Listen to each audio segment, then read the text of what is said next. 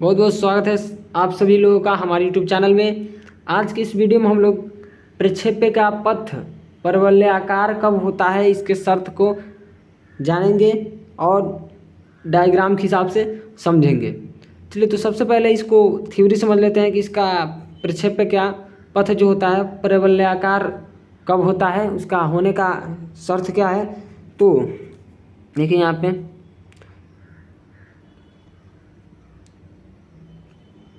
प्रक्षेप्य का पथ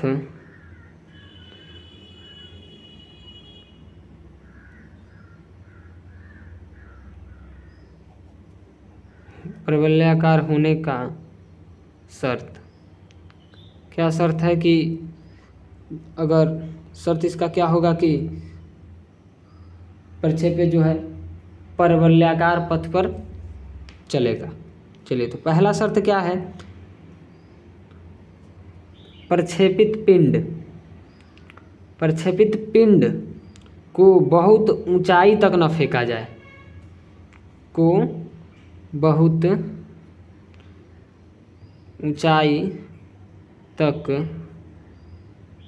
न फेंका जाए। अब इसका डायग्राम बना के बताऊंगा कि क्यों कैसे परवलयाकार। देखिए रुकिए, पिंड को बहुत ऊंचाई तक न फेंका जाए।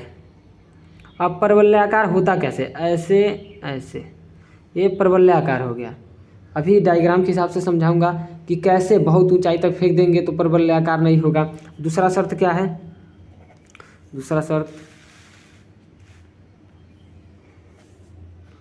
बहुत अधिक वेग से न फेंका जाए। जो पिंड है, पिंड को प्रक्षेपित जो पिंड है, पिंड को बहुत अधिक वेग से न फेंका जाए, से न फेंका जाए। चलिए और कंडीशन क्या है, तीसरा कंडीशन है बहुत दूर न फेंका जाए। अगर बहुत दूर फेंक देंगे तो परवलयाकार पथ का जो प्रक्षेपित पिंड है उसका पथ क्या हो जाएगा, परवलयाकार नहीं होगा। बहुत दूर फेंक दिया जाए तो बहुत दूर न फेंका जाए।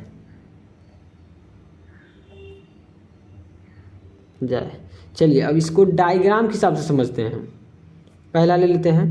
पहला क्या हम लोग सीखे, शर्त था पिंड को बहुत ऊंचाई तक न फेंका जाए, पिंड को बहुत ऊंचाई तक न फेंका जाए।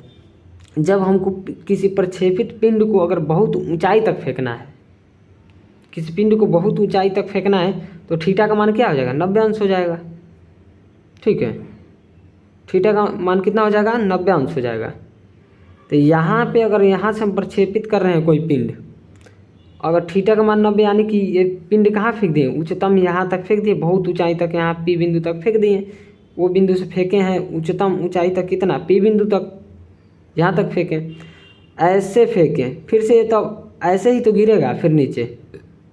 इसका आकार परवलयाकार चूँकि ऐसे होता है, लेकिन एक ये आकार क्या होगा, ऊपर गया फिर उसी रास्ते से नीचे आ गया, तो ये क्या होगा, परवलयाकार नहीं होगा। यानी कि पिंड को बहुत ऊंचाई तक अगर फेंका जाए तो उसमें क्या होता है, थीटा 90 अंश हो जाएगा।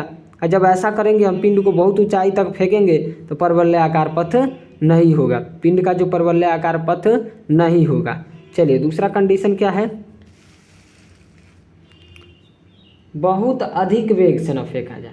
बहुत तेज वेग से फेंक देंगे तो भी क्या होगा, पिंड का जो पथ है वो परवलयाकार नहीं होगा। ठीक है, और क्या था, बहुत दूर न फेंका जाए, बहुत दूर न फेंका जाए। चलिए बहुत दूर न फेंका जाए, इसका क्या मतलब, इस डायग्राम के हिसाब से कैसे समझेंगे कि बहुत दूर न फेंका जाए तो प्रक्षेप्य का पथ क्या होगा, प्रक्षेप्य का पथ परवलयाकार नहीं होगा अगर बहुत दूर फेंक दिया जाए तो। कैसे, मान लीजिए यहाँ ओ बिंदु, ओ से हम लोग एक पिंड प्रक्षेपित करने वाले हैं, तो हम जब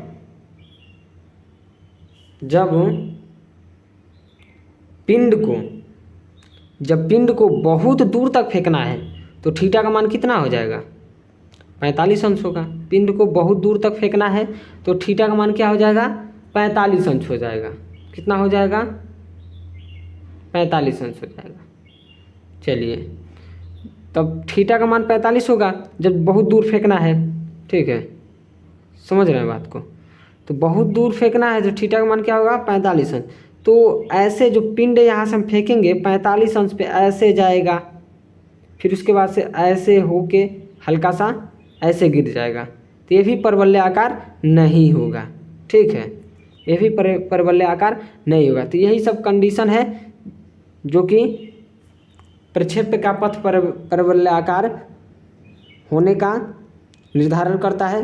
अगर ऐसा नहीं हो रहा है तो क्या होगा, प्रक्षेप्य का पथ होगा परवलय आकार। अगर ऐसा हुआ है यानी कि पिंड को बहुत तेज गति से बहुत ऊंचाई बहुत दूरी तक फेंका गया है तो पिंड का जो पथ है क्या होगा, परवलय आकार नहीं होगा।